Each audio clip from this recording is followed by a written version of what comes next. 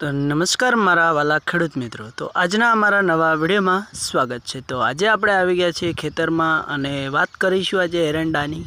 તો સૌથી પહેલાં વાલા ખેડૂત મિત્રો, વિડીયોની અંદર તમારે છેલ્લે સુધી બન્યું રહેવાનું છે અને આજે આપણે વાત કરીશું કે એરંડાની અંદર કેવી રીતે ખેતી કરવાની છે અને કઈ રીતે કરવાથી ખેડૂતોને સારો ઉતાર મળે છે અને ખેડૂતો ફાયદામાં રહે છે।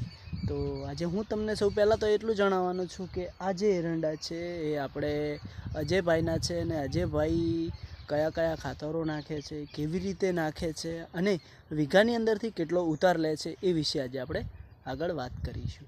તો બધા મારા ખેડૂત મિત્રોને છેલ્લે સુધી બન્યું રહેવાનું છે અને વિડીયો પસંદ આવે તો કમેન્ટ કરજો, લાઈક કરજો અને શેર કરવાનું ભૂલતા નહીં। તો ચાલો મિત્રો આપણે વિડીયોને સ્ટાર્ટ કરીએ।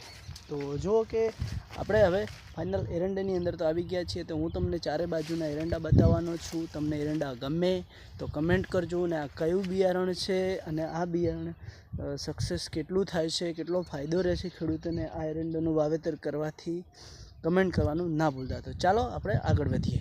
તો જુઓ આ છે એરંડા અને એરંડાની અંદર હવે જે કે એમને આપણે જ્યારે પૂછ્યું તો આ એવું કે છે, આપણે અજયભાઈ એવું કહી રહ્યા છે કે આ એરંડાની અંદર આપણે લિમિટમાં જ ખાતર નાખ્યું છે। ઘણા બધા ખેડૂતો એવી રીતે પણ કરતા હોય છે કે લિમિટથી વધારે ખાતર નાખી દેતા હોય છે, પણ અજયભાઈ એમ કહે છે કે આપણે વીઘા પ્રમાણે ખાતર નાખીએ છીએ, ખેતર પ્રમાણે।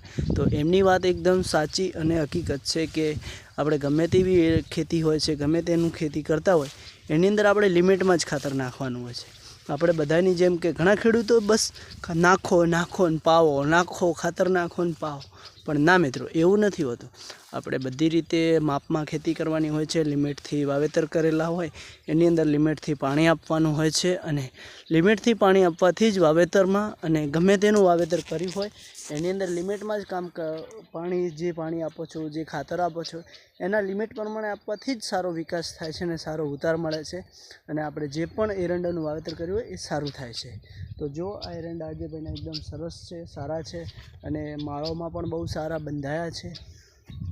તો એમને પણ આપણે મુલાકાત કરીશું આ વિડીયોમાં, એમને પૂછીશું, એમનું રૂબરૂબ શું કહેવા માગે છે એ પણ વાત કરીશું, જાણીશું એમને કઈ રીતે એરંડાની અંદર કેવો ફાયદો રહે છે, કેવો વિકાસ રહે છે, એરંડાની અંદરથી કેટલો ઉતાર લે છે વીઘાની અંદરથી અને એરંડામાં એમને કેવું રહેતું હોય છે એ વિશે। કારણ કે એમનો અનુભવ એવો છે કે અમે ઘણા એટલે કે 10-15 વર્ષોથી એરંડાનું વાવેતર કરીએ છીએ એટલે એમને અનુભવ સારો હોય। આપણે નવા માણસો એટલે આપણને થોડું ઓછું ખબર પડતી હોય છે। તો એમનું કહેવું એવું થાય છે કે પહેલાં તો જ્યારે એરંડાનું વાવેતર કરે છે તો એક કલ્ટીનું કાવું છોડે છે। આપણે જ્યારે મોટું ટ્રેક્ટર આવે છે એ ટ્રેક્ટરથી જ પહેરે છે અને એરંડા ઘણા લોકો એરંડા સોંપતા પણ હોય છે, જે કે વાવેતર આપણે સહાડા પાડીએ છીએ, સોંપતા હોય છે, ચારા બાંધતા હોય છે એવી રીતે। તો જુઓ કે તમને જોવા મળતા હશે એરંડા, એકદમ એરંડા સારા છે, એરંડામાં કોઈ તકલીફ જેવું જોવા નથી મળતું। તો હવે મિત્રો જો માળ પણ બહુ સારી બંધાઈ છે। તો આપણે વાત કરીશું કે એમને આ એરંડાની અંદર કયા કયા ખાતરોનો ઉપયોગ કર્યો છે અને કેવી રીતે કર્યો છે। તો કે વાલા મિત્રો આની અંદર ખાતર એવી રીતે નાખેલું છે કે જમીનની અંદર જે દાટવાનું ખાતર આવે છે, DAP જે કહેવામાં આવે છે, એટલે કે DAP જ આપણે એકલું DAP સરદાર જે ખાતર આવે છે એનો ઉપયોગ નથી કરેલો, એકલું DAP ખાતર અને ભેંસોનું જે છોણિયું ખાતર આવે છે આપણે ગોબર ખાતર એ પહેલાં જમીનમાં ભર્યું છે।